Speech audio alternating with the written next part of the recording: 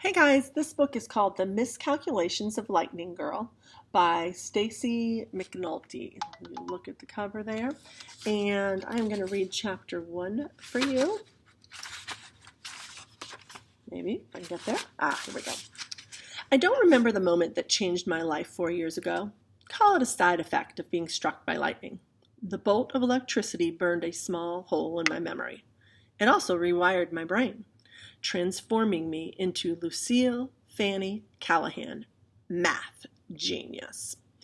I've been told the lightning strike story 42 times, so it's almost like my own memory. I see it perfectly. I'm at the Crystal Creek Apartments, where Nana and I lived then. There's not really a creek, just a big, dirty fountain in front. I'm playing outside with a girl named Cecilia when the thunderstorm starts.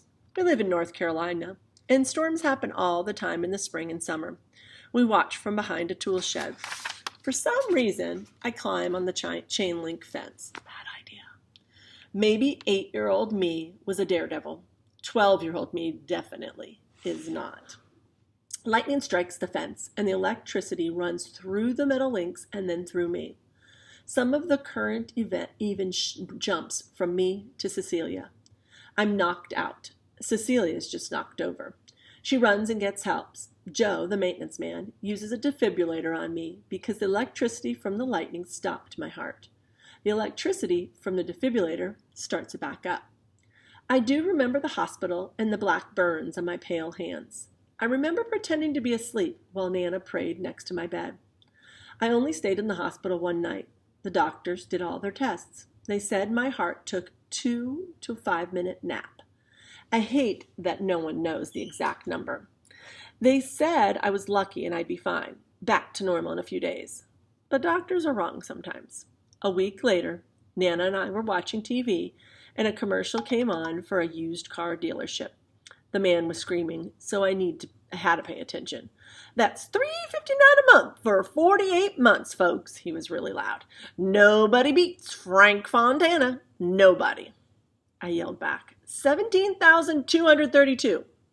"What?" asked Nana. "That's how much the car costs," I said. "Did you read it on the TV?"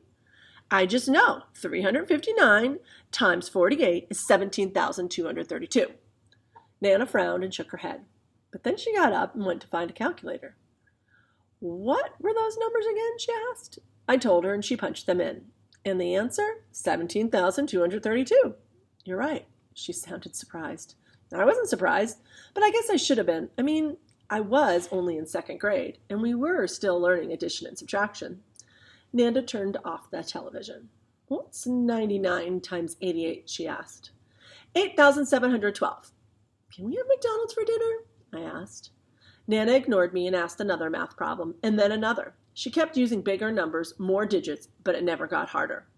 The doctors call my condition acquired savant syndrome. Savant means that my math skills are far beyond normal, and acquired means I wasn't born with this wacky ability.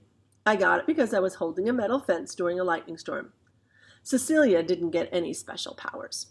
We stopped being friends soon after that. I was busy trying to understand my new brain, and in the fall, Nana and I moved. Acquired savant syndrome is caused by brain damage. I can't say that in front of Nana. She thinks it's a miracle. My Uncle Paul likes to think of it as a superpower, something from a comic book or a movie. But really, I'm brain damaged. Part of my left lobe has been turned off, and now my right lobe works overtime. My condition is really rare.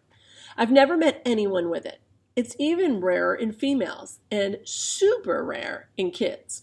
One of my doctors, Dr. Emily Barhi, specializes in savant syndrome. She worked with a lady who can make a drawing so realistic it looks like a photo, and with a guy who can speak any language after hearing it only a few times.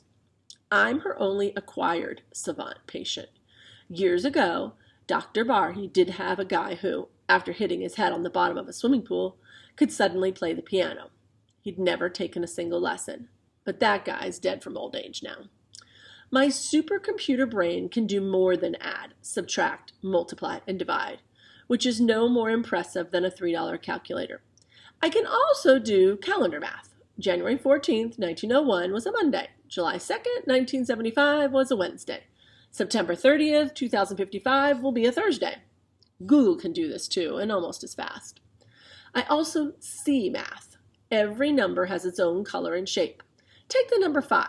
It's a jelly bean shape, red-brown, like the color of Carolina mud. The number 12 is a set of cream-colored squares. The number 47 is a fluorescent orange oval. Prime numbers have curves. Non-primes have hard edges.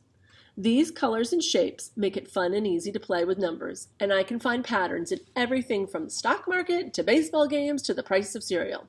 Nana likes to bargain shop. And then there's my number memory ability. I remember every set of numbers I hear or see. The license plates or phone numbers or the digits of pi. Pi is my favorite mathematical constant. But because the digits of pi after the point go on forever, I only let myself recite the numbers to the 314th place. 3.14 blah, blah, blah, blah. I'm not even going to tell you all the rest of those numbers there. These digits repeat in my brain even when I don't want them to. It's like getting a song stuck in your head. Only for me, it's always the same song. Incredibly annoying, but still beautiful. Being a savant does have its downsides. Like the guy who hit his head in the pool and could play piano, he was blind after the accident. I'm not blind, but I do have my own issues. When people meet me, they expect Einstein or Maria Miscalculations, if they're familiar with recent mathematical geniuses. But instead, they get the one and only freaky strange Lucy, the girl who can't sit down without making you stare at her because she needs to do it 3 times.